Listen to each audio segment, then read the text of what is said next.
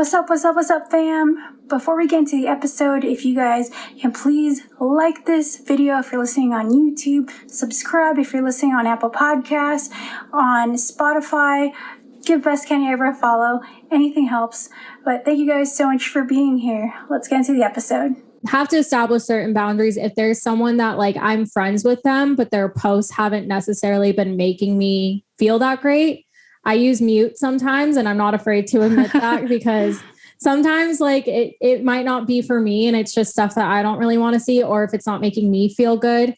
If it's people that I don't really follow, like influencers or stuff like that, I don't really even know them and I'm following them, I'll unfollow them most likely because I just like, if it's not a post that's making me feel good, then I don't want to follow that. But yeah, I really just have to establish those boundaries of like, how much time am I spending on social media? Who am I following? That way, when I'm on social media, it's what feels good to me and what will kind of add to my life.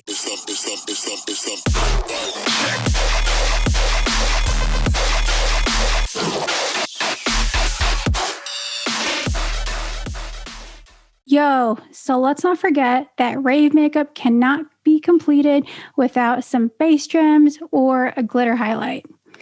Turn heads with Squad Goals Beauty, a mom and daughter makeup artist company that will have you slaying in no time. I personally use Squad Goals Beauty and have been using them forever. I've used their glitters at almost every festival that I've gone to because they are so different. My most favorite glitter is actually called Amaze Balls. It's like this very pretty iridescent diamond-shaped white glitter, and it just accents my glitter highlights so well, and it has like this 3D look, and it just gives my look so much more dimension. So I absolutely love and recommend Squad Goals Beauty. They not only have glitter, but they do have, of course, face gems, but also if you need braiding hair, if you're lazy and want some clip-in braids, bam, you have your look together.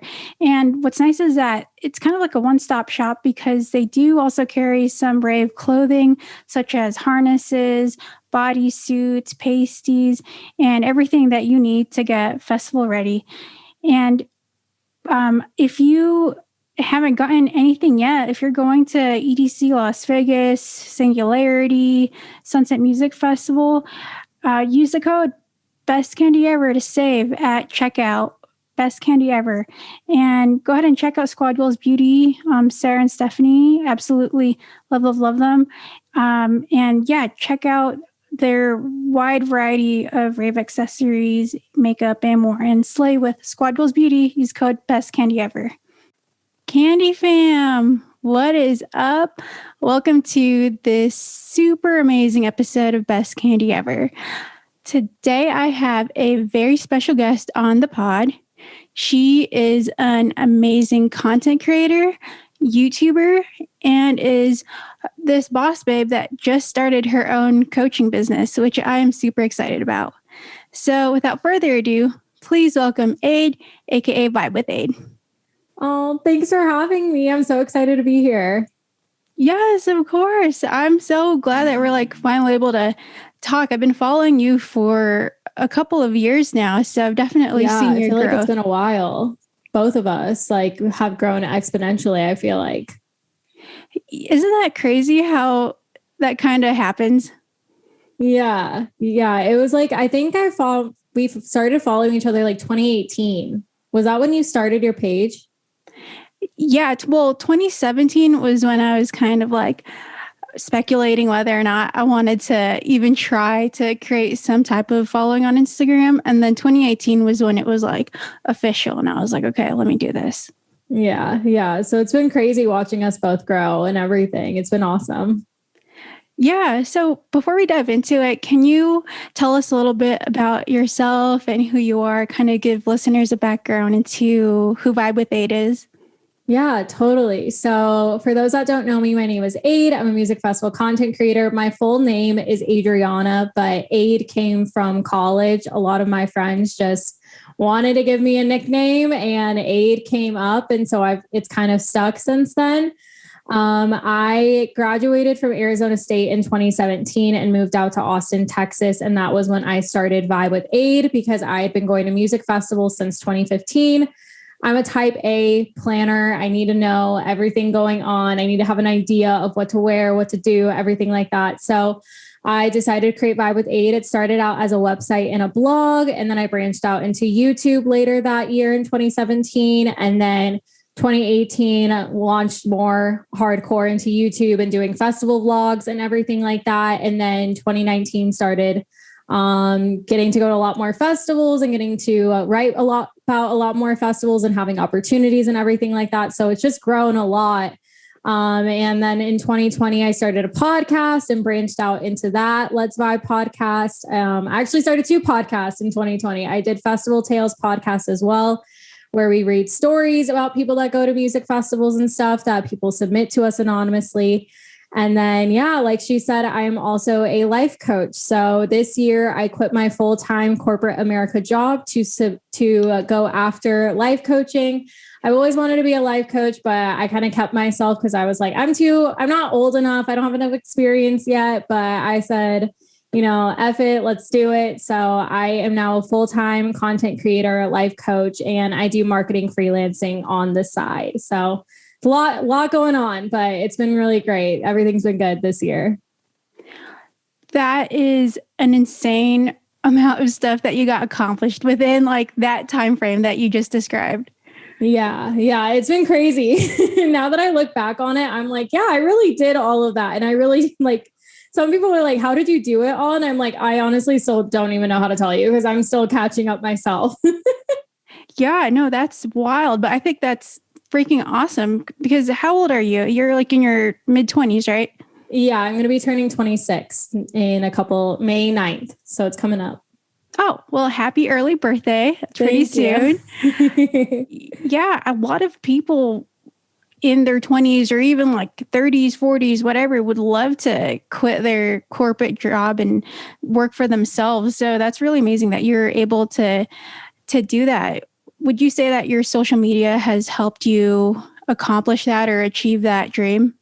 Yeah, 100%. It's crazy going into coaching. I didn't know who my clients exactly were going to be, but the moment I announced it, like my Instagram got like 500 followers just from like the initial announcement, my coaching page, which was just crazy. And then every client that I have 8 clients right now that I'm working with for 3 months.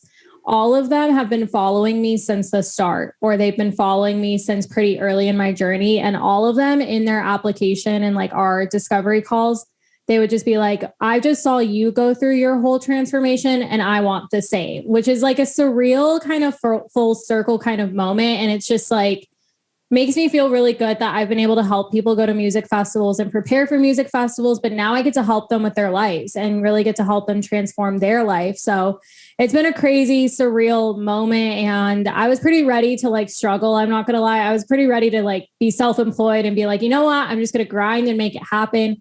But it's crazy when you show up in the universe and you're just like, this is what I'm doing, and how much support you'll get when you show up that way. So it's been really awesome. And I totally attribute everything to starting Vibewithade. I wouldn't be sitting here if it wasn't for that.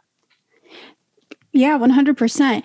Yeah, you mentioned earlier that you're definitely like a type A personality. Were you always like that? Or when you started Vibewithade, you realized that, okay, in order to like create this channel to do XYZ, I have to like maintain this schedule, this routine, or was that something that you had to like kind of teach yourself?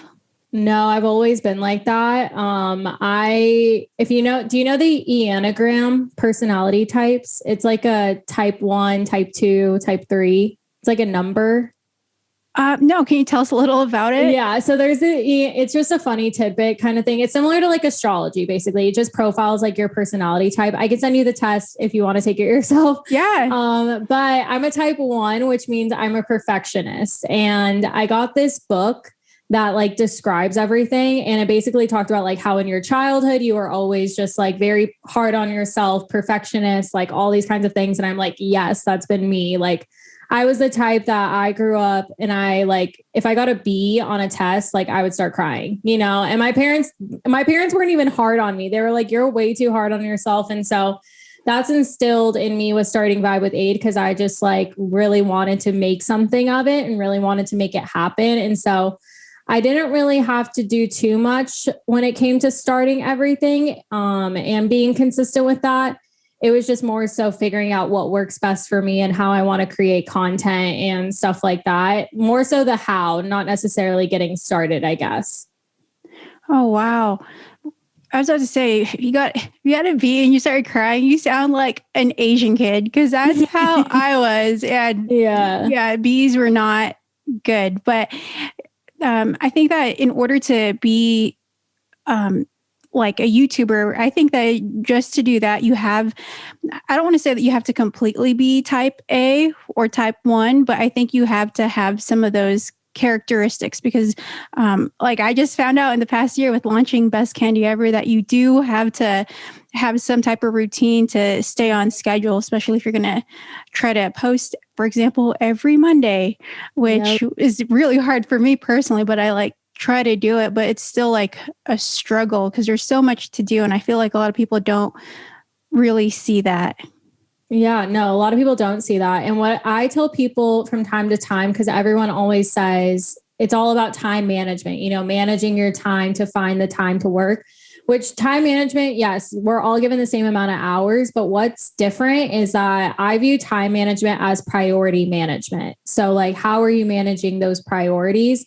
If you're spending your weekdays after work just watching Netflix instead of working towards, starting a YouTube channel or launching an Instagram page, then that's kind of where your priorities lie. And if you want to make a change, then you're going to have to replace that time and sacrifice that time. So that's kind of what I tell my clients. And I tell a lot of people that if you want to start something, you totally can, everyone can start anything and anything is possible. It's just a matter of where your priorities lie and how much you want it and how bad you want it to figure it out. It's not easy by any means. Like you said, behind the scenes, there's a lot of trial and error. Like I think I started out doing my podcasts on Mondays and now I do them on Tuesdays because I just like found it works better for my schedule when it comes to editing. So it's a lot of trial and error just to figure out what works best for you and what's going to be the most optimized and efficient route for you to go. Yeah, absolutely. I think that one of the struggles, at least for me, with having like one type of social media that I put so much energy in is like pretty much falling into that cycle or this vortex when you do sign on to social media, like for example, Instagram or Twitter, because I feel like sometimes in order to create content for your channel, sometimes you have to kind of know what's going on in social media too. How do you prevent yourself from kind of like spiraling and going down that rabbit hole of social media when we're so intertwined with it? How do I keep myself from that?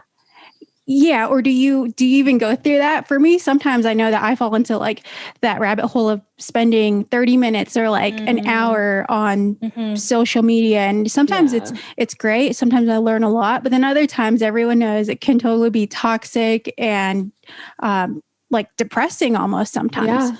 Yeah. So I'm really good about setting boundaries. But I realized the most time I spent on social media was when I was unhappy in my job because I was working a 9 to 5. So I would just waste time on social media. Now that I am self-employed and working for myself, I'm barely on my phone, honestly, because I'll have certain breaks where I get on my phone, which feels really good because I'm spending that time creating or I'm coaching or something along those lines. But right now it is really hard because, there's things popping up every single day that you have to like stay on top of, or there's things that happen in the news that translate into social media.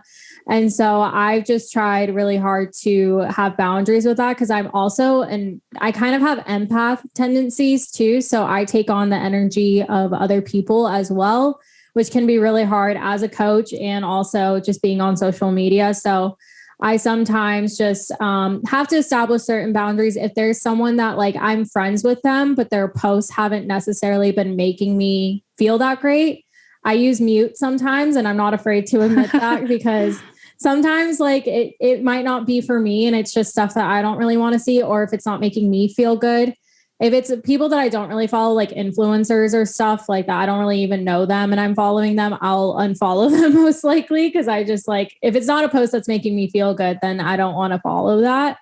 But yeah, I really just have to establish those boundaries of like, how much time am I spending on social media? Who am I following? That way, when I'm on social media, it's what feels good to me and what will kind of add to my life. Cause it's just another thing to consume, similar to like the type of TV you watch or the type of movies you watch. Like, are those really beneficial to you? So I try really hard just to like do it in small bursts of like being on social media and then protecting my energy that way, I guess.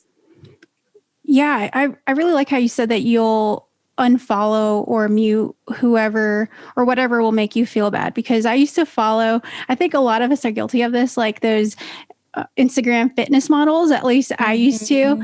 And I used to be like obsessed with a whole bunch of them. And then one day I was like, why am I doing this? This is making me feel horrible. And I'm not really learning any exercises. There was like one that I followed that I actually like bought her workout program and all that stuff. Yeah. But every other one, I was like, these are just super hot girls that I'm like in love with, but they don't, like you said, they don't make me feel good. In fact, they make me feel the opposite.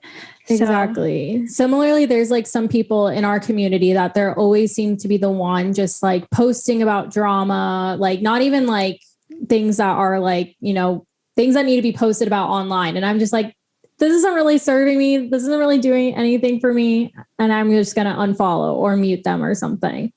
But yeah, that's just like the best way I can do it. And then if there's times where I need to be off social media, I'll just put I'll go airplane mode or something on my phone, or like, I'll at least let my boyfriend know, Chase, like, hey, I just need to not be on my phone today. So if you need to text me, like, I'll be on here and there, basically, kind of thing. So that's kind of another way too. Taking rest also helps a lot. Oh yeah. I think that a lot of that is discipline for sure. Even the definitely. Yeah. Like I always tell myself, I'm gonna go to sleep early. I'm gonna get like 8 hours of sleep. And then usually I'll be like on my phone till like 6 a.m., which is really bad. But your schedule's a little all over, right? Because of work. Yeah, I work night shift, so it's all crazy. That's why I was like, can you do the podcast at 4 p.m. today?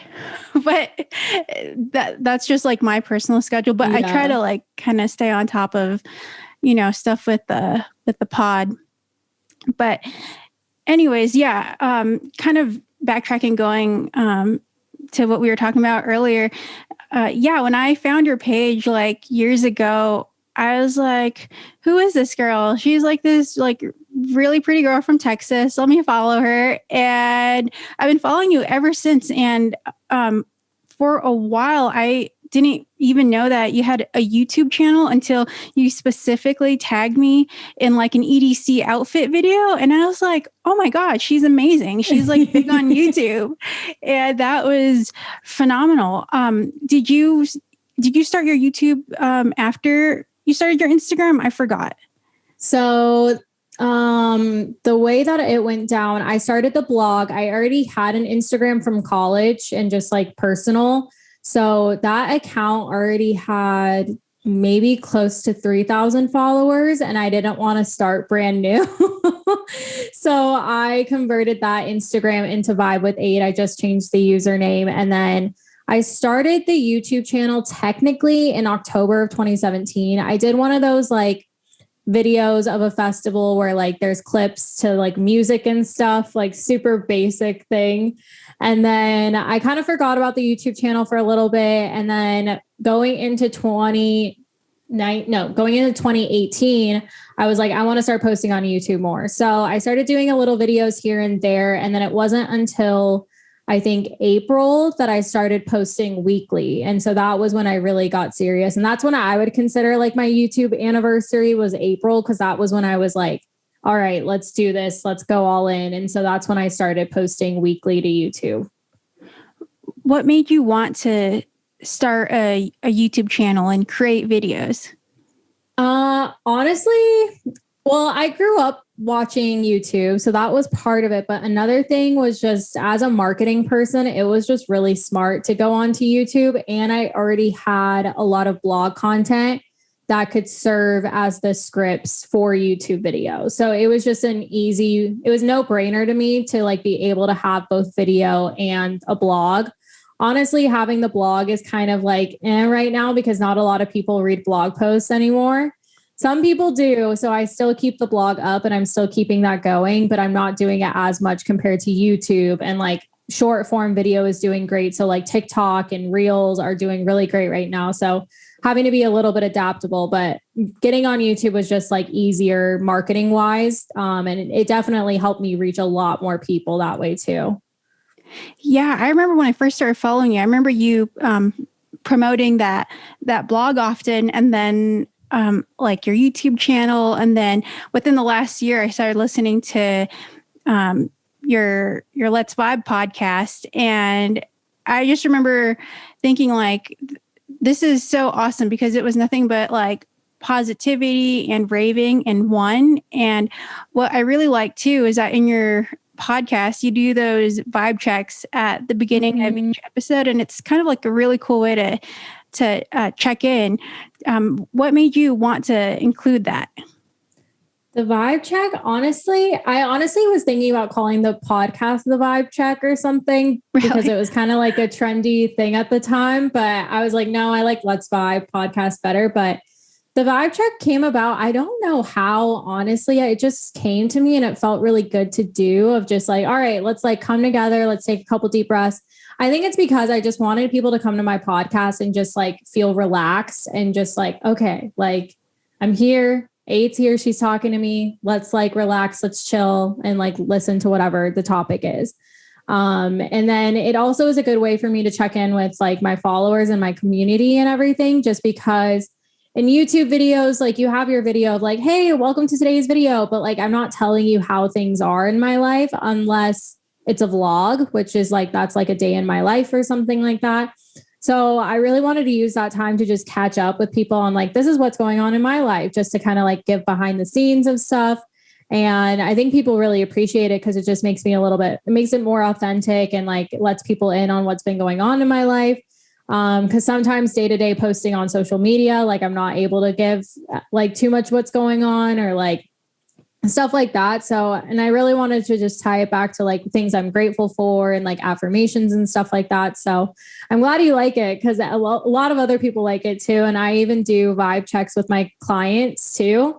We'll start off every session with a vibe check. And so I've been able to bring that into my business, which has been really cool too.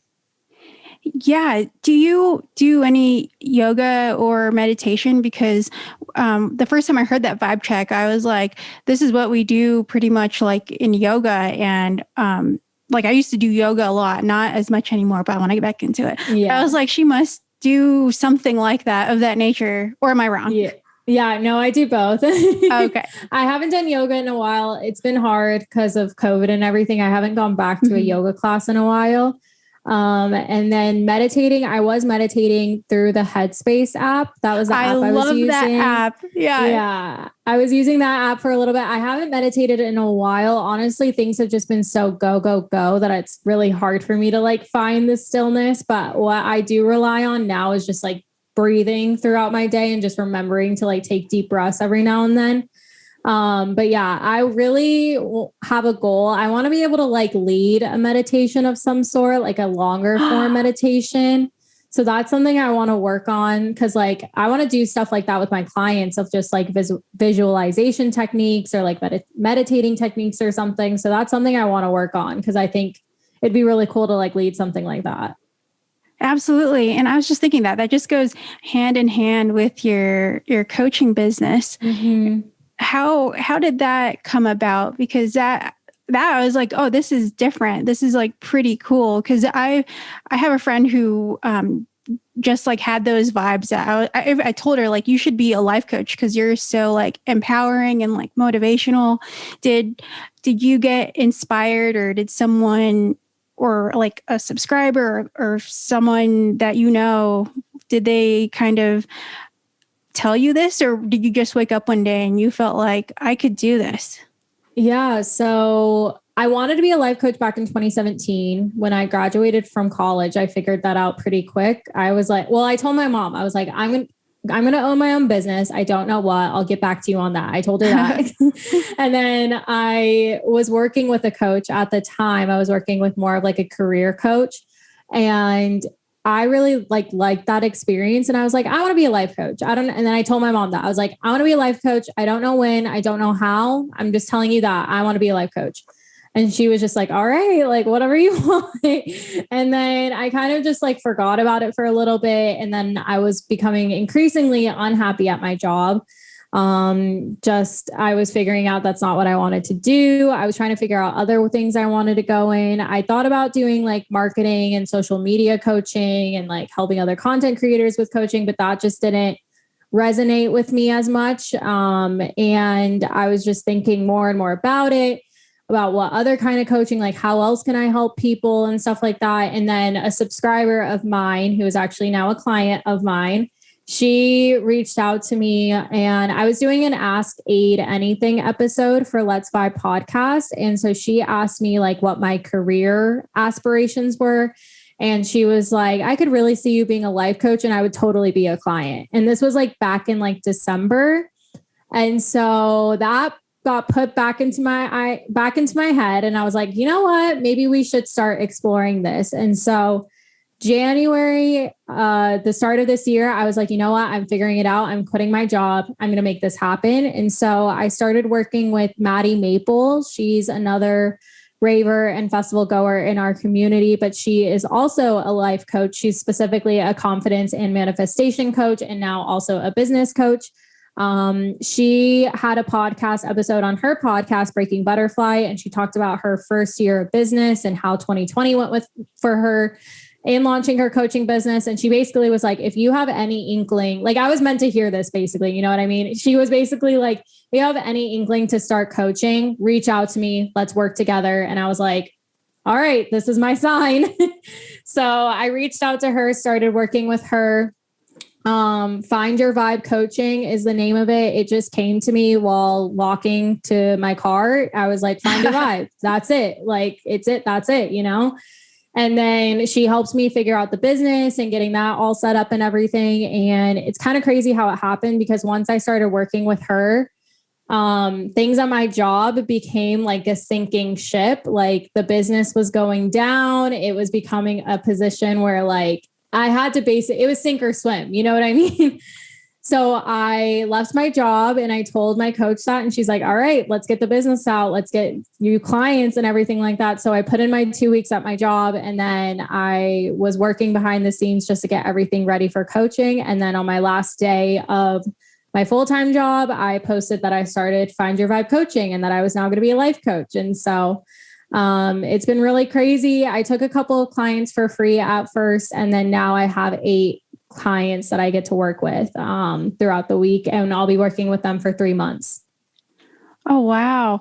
That's awesome, dude. Like, I feel like that's such a big risk, or like a big leap of faith, quitting something that I think that we're all so very used to. Were you at all, I mean, I'm guessing that you were terrified, but were there any feelings of like, maybe I shouldn't do it? Like, I don't know if this is a good idea. Like, I feel like that's the thing that holds most people back from doing stuff like that. Yeah, I had wanted to quit my job, honestly, since January 2020. So I was at a point where like, I was just like, I was done. Like, I just was like, I've been wanting this for a year to quit my job. I need to just figure it out. And I did have some fears, but I think because it took me so long to get used to the idea of quitting and making something happen, by that time I was like, there's no room for fear. Like, I just need to like do it.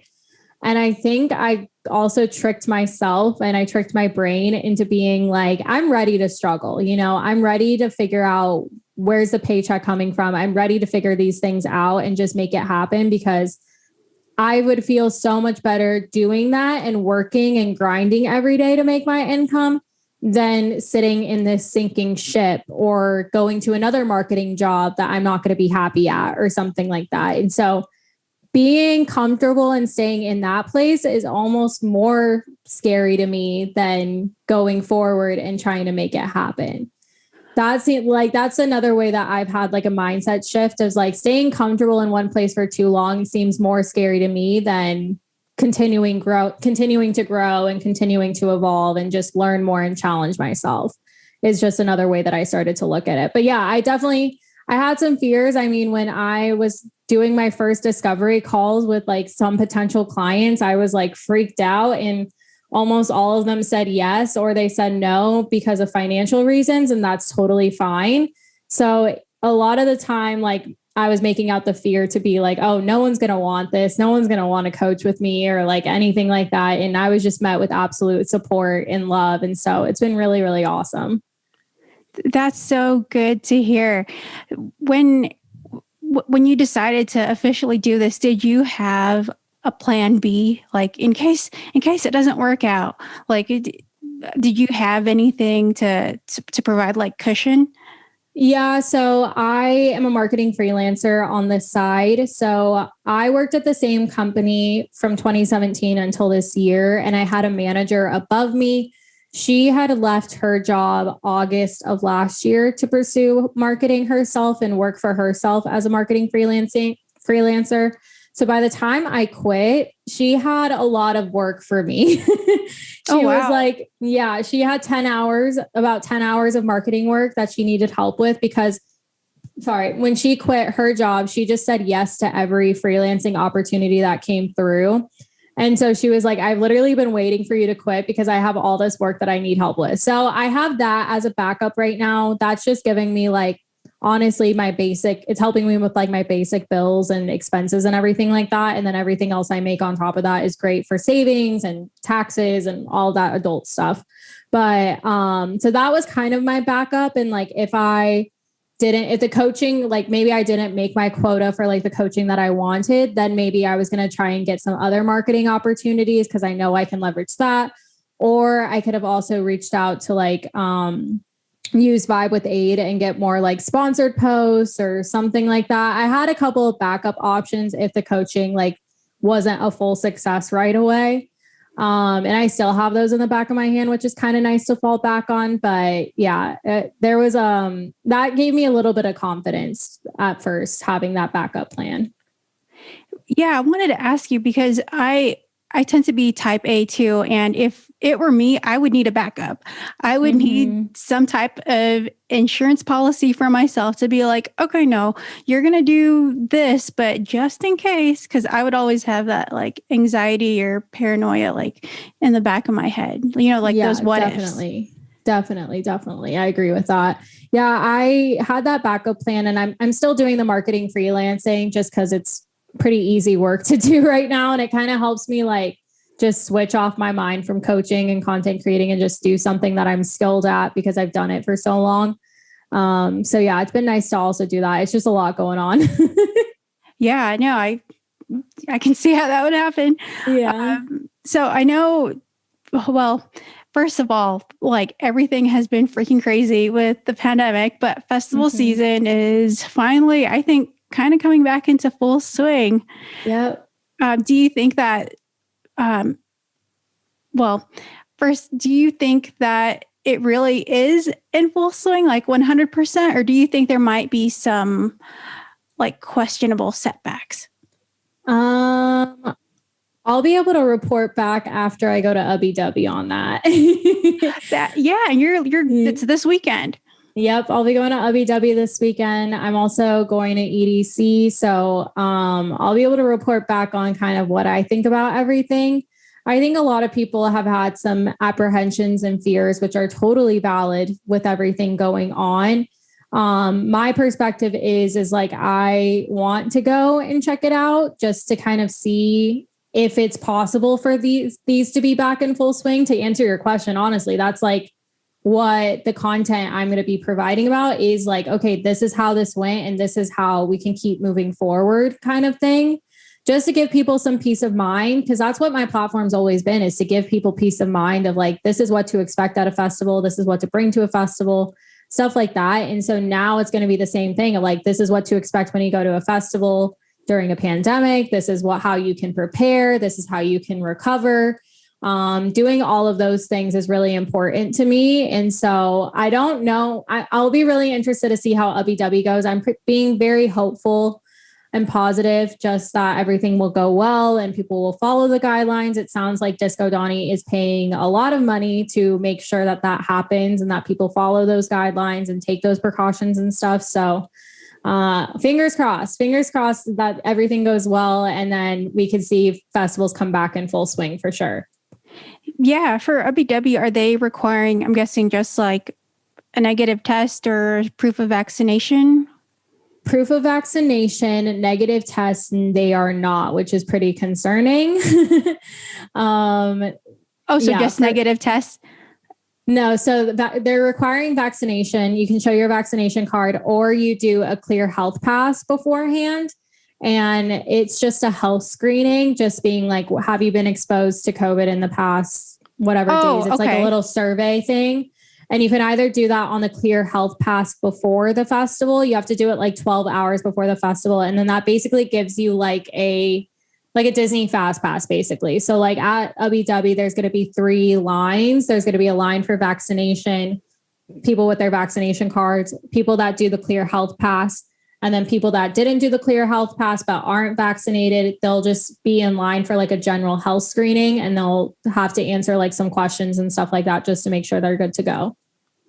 Oh, wow. Okay. Well, that would be kind of incentive to get vaccinated or have a test, I guess. Is not having to wait like in a super long line prior. Yeah, because they're doing 2 entrances. So it's not even separated by like GA and VIP at first. You have to just go through like the general screening or like vaccination part first. The COVID, they basically have like a COVID entrance first, and then they'll have a second entrance for like, that's when it spans out into GA and VIP and stuff like that too. So it'll be really interesting. I'll be vlogging all of it. So we're hoping to get there early. That way I can like do all of that and make sure I get everything on camera and stuff. So we'll see how it all works out. Yeah. Are you feeling a little nervous or more excited than nervous or happy? It hasn't hit me yet. Honestly, I don't think it'll hit me just yet. Even reading the set times, like it hadn't fully hit me because I was like, oh my God, I'm so excited to see 7 lions. And I was just like, wait, I'm seeing 7 lions. Like it was one of those things, you know what I mean? And it'll be my boyfriend and I's first festival, which I'm really excited about. I know I'm excited for that part. Yeah. I'm so excited for you guys. It's going to be so fun. Yeah, I'm excited. And then a little bit nervous, but one thing that does give me some peace of mind is that we do have VIP tickets. I sold enough tickets to get a VIP ticket. So that kind of gives me some peace of mind in terms of like the bathroom situation. And then also like, I have some anxieties just being in a crowd again, because it's been so long and how that's all going to work. So at least we can kind of like go into VIP if I have like any moments where I feel overwhelmed or anything. So I think that'll definitely help as well. Yeah, I think that's definitely going to be a great amenity. I mean, I already personally go VIP. Like, I try to go VIP all the time just because of the bathroom situation. But I think with the pandemic, I think a lot of people are going to opt for that for sure, just because of the like lesser amount of exposure to people in that area. So since festival season was kind of canceled in 2020, has that like affected your content like for the better, or would you say that I mean, I know for a lot of festival like content creators, it definitely put them in a rut, because that's what their content was all about. It was like festivals, but with that not being there, I think that it was really hard for some people to create, and that's why a lot of them kind of disappeared, but are slowly like coming out of the forest, out of the woods.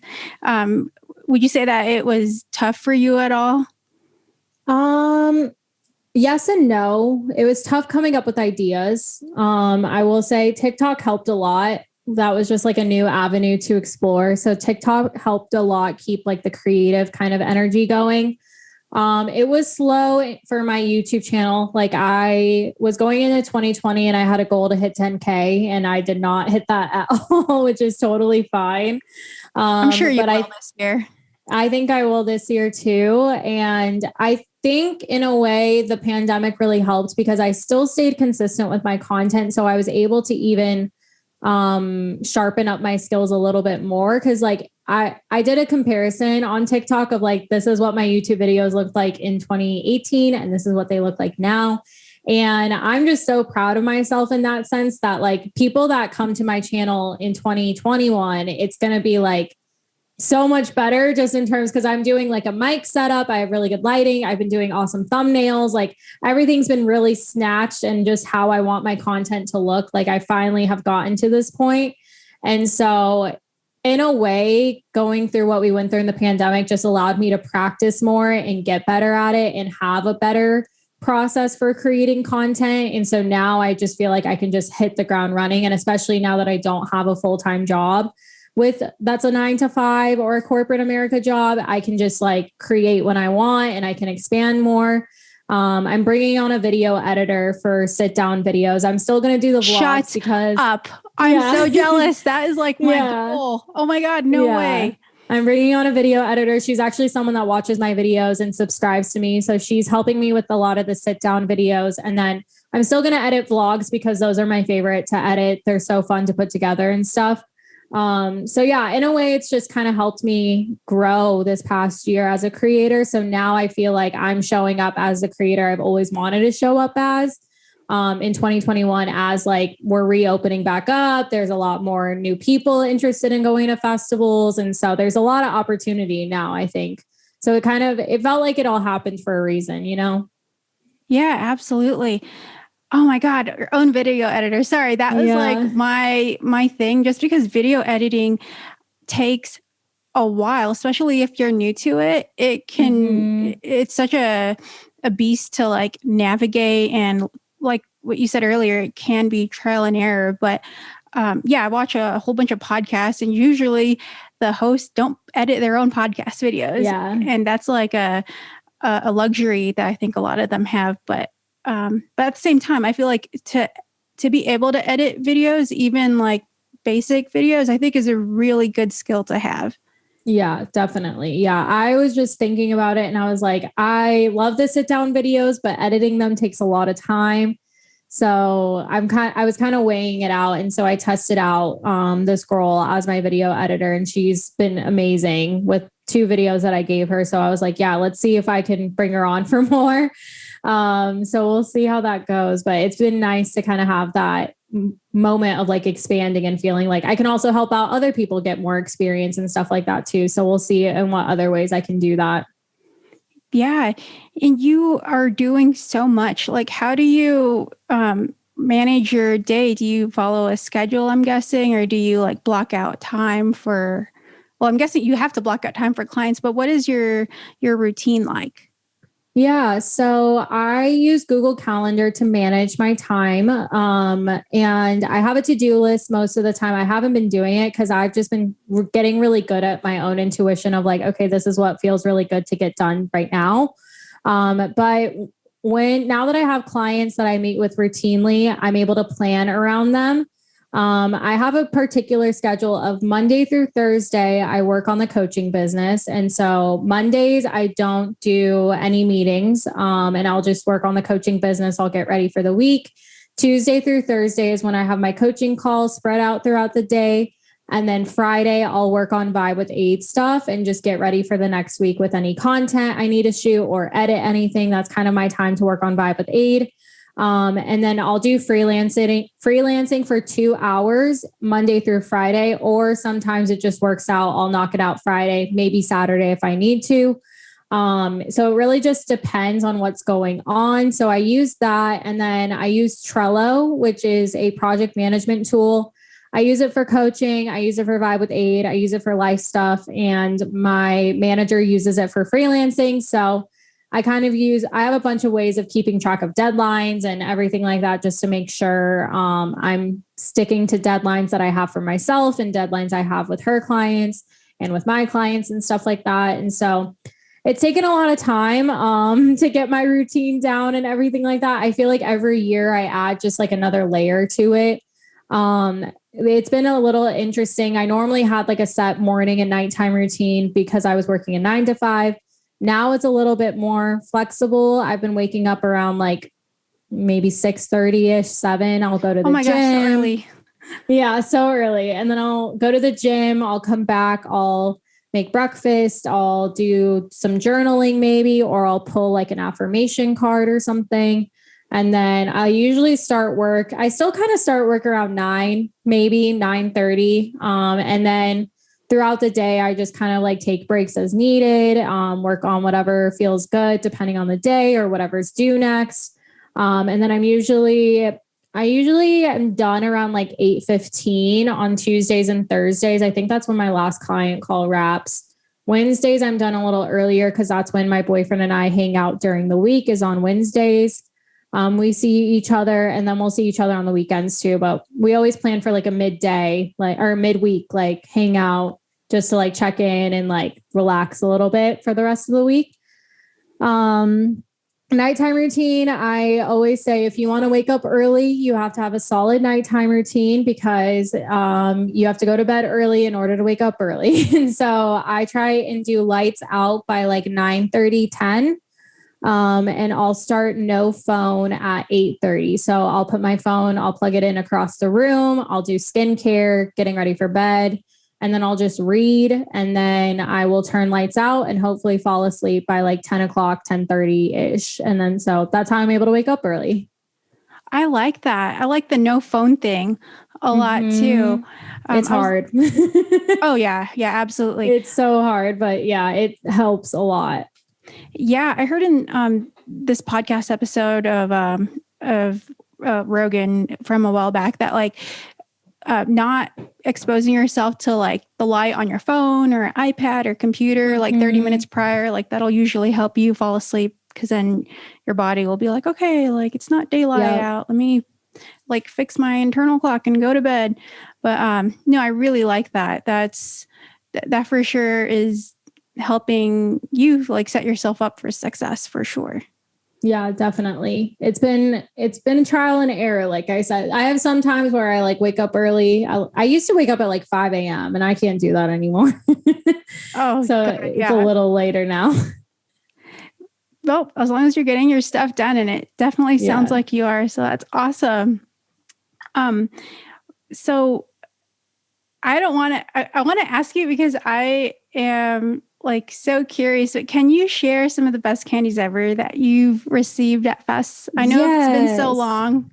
Yes. So I have a couple. I'm going to do this one first. So I have this cute little kangaroo and a little baby kangaroo. This one was, I think this was my first like kind of detailed, like not just your typical bracelet one, I guess, is like, this was the first one I ever got. This was from my friend Adina, and it says Rave Mom Ade up here at the top. And because I was a rave mom of our fam, and she even did like a little candy here. That was so cute. She gave this to me at Decadence, Arizona, I think 2017. So a long time ago.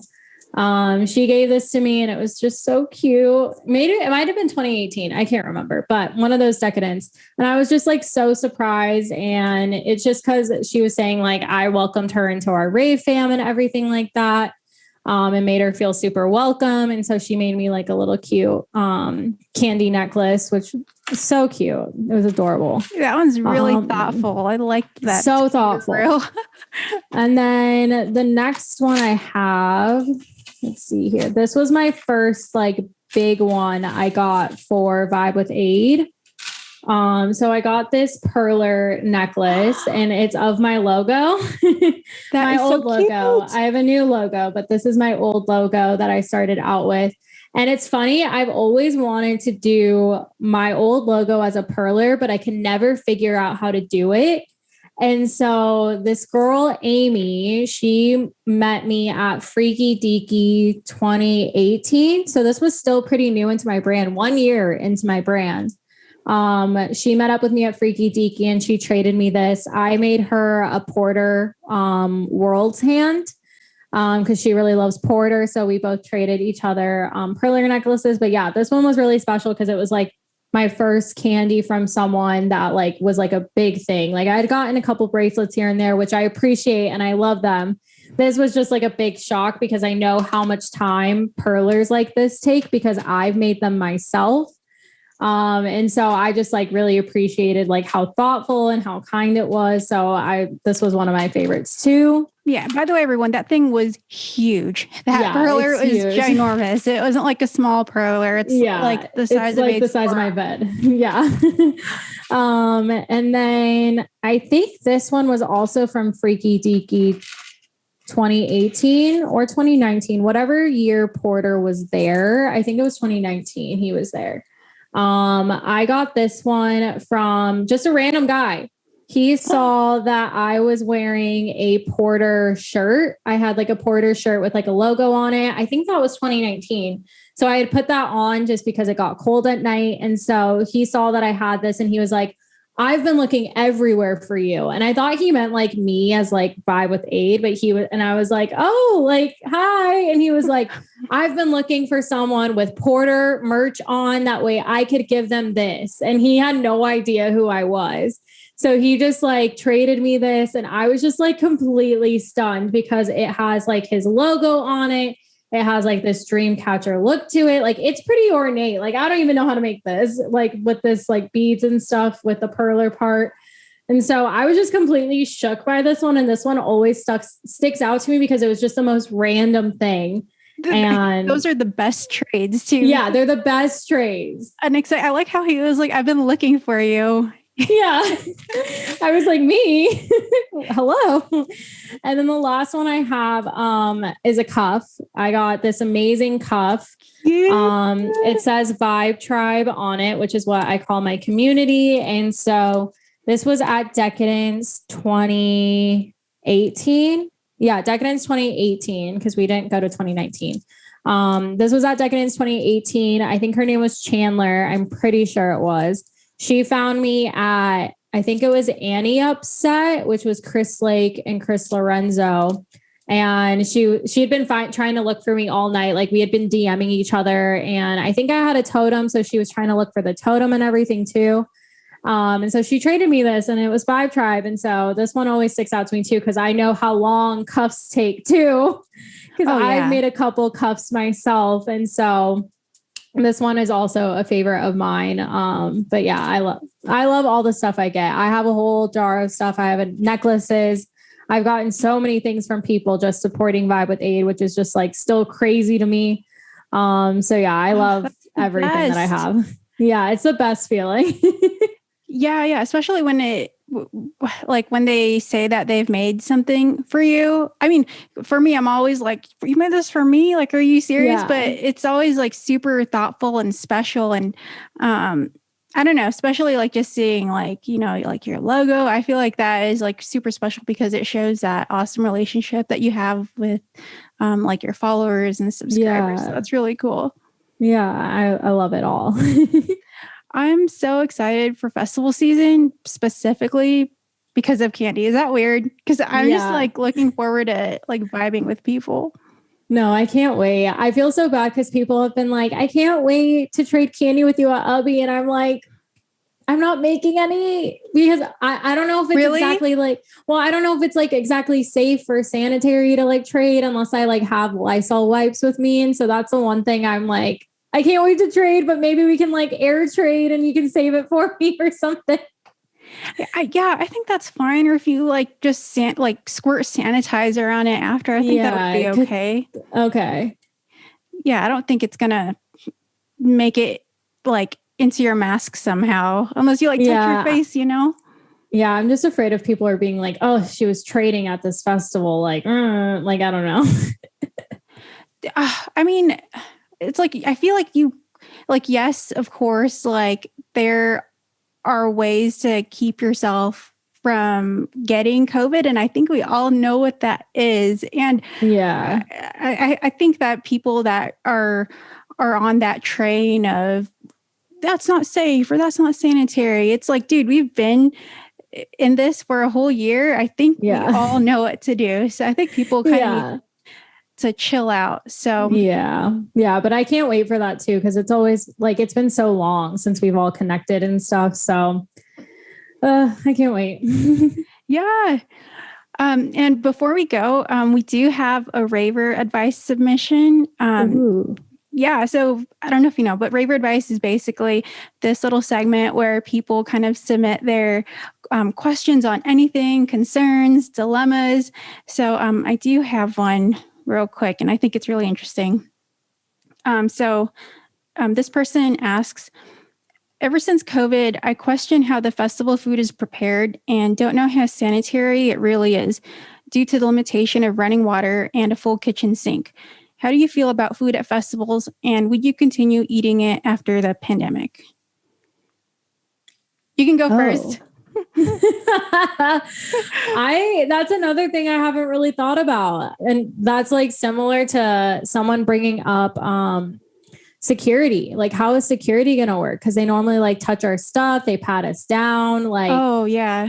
Yeah. So that's another like up in the air question. I mean, I hadn't really thought about it, but I assume a lot of the vendors are typically like they work either in a kitchen or sometimes they even have food truck vendors. So they already work in some type of like sanitary environment. So I'm honestly not too worried about it. And I'm sure that they'll try and do their best to like, promote something that's healthy and safe for everyone. I do know that some festivals are also allowing, you don't have to order through the cashier. So they're doing like, you order through like a QR code or like you order like from your phone. So you don't even have to talk to the person that's at the cash register, which I think is really nice. And then you just go and like pick up your food. So it'll be interesting, but I'm not too worried about it. I mean, the festival food before was fine unless someone got like food poisoning before at a festival, which that's never happened to me, but I think it was something that was fine before. So I think that it'll be fine now.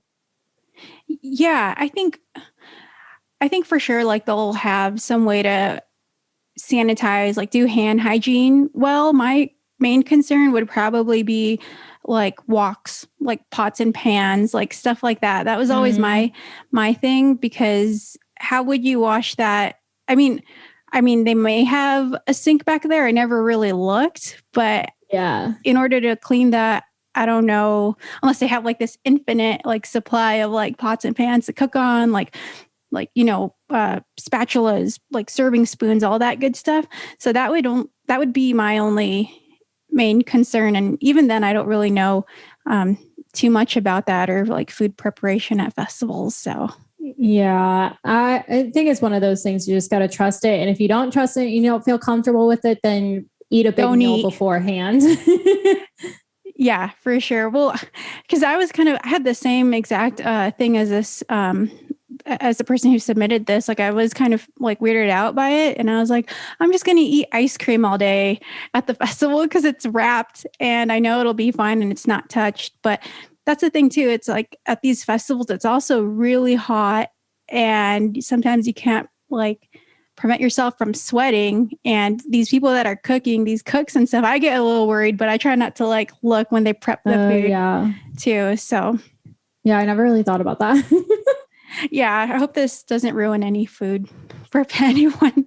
I think it'll be fine. I don't think anyone's gonna. Well, it just really depends on who you are, because some people became like germaphobes and other people are still like, meh. Yeah, right. Yeah. It's whatever you feel comfortable with. Yeah, we'll find a way. We'll find a way. But Ade, I want to thank you so much for being on Best Kandi Ever. I've been like wanting to ask you this for a while to be on the pod. So thank you for doing this. Yeah, of course. Thanks for having me. Yeah. So Ade, drop where everyone can find you. Awesome. So you guys can find me at Vibewithade on Twitter, Instagram, and TikTok. My website is vibewithade.com for blog posts. YouTube channel is Vibewithade. I have my podcast, Let's Vibe Podcast, which is out on Tuesdays. And Festival Tales podcast that I co-host with Babs Life is out every Monday, where we read festival stories and you can submit those anonymously. Those also have their own Instagram and stuff too, at Let's Vibe Podcast, at Festival Tales Podcast. And then my coaching business is at Find Your Vibe Coaching. If you want to be coached on life things, or you need help with finding your why, or need help with habits, routines, I coach on a bunch of different things. So you can find that at Find Your Vibe Coaching or findyourvibecoaching.com. Heck yes. And I'll link all that below, so it'll be easy to find all that good stuff. Awesome. Thank you. Yeah. Well, we'll see you guys next time, Kandi Crew. Love you. Bye. If you guys are a real one and are making it this far to the end, leave me 3 rainbow emojis. So that way I know you're a real one, because you the real MVP. For Raver Advice submissions, shoot me a DM. It can be about anything, whether it be about raving, relationships, any simple questions, dilemmas, whatever. Raver Advice is open. Please subscribe, like this video, follow on Spotify, subscribe on Apple Podcasts, rate and review on Apple Podcasts if you have time. That would greatly help out the podcast. Anyways, I hope you guys have a wonderful and safe week. Love you guys so much. Thank you for all your support.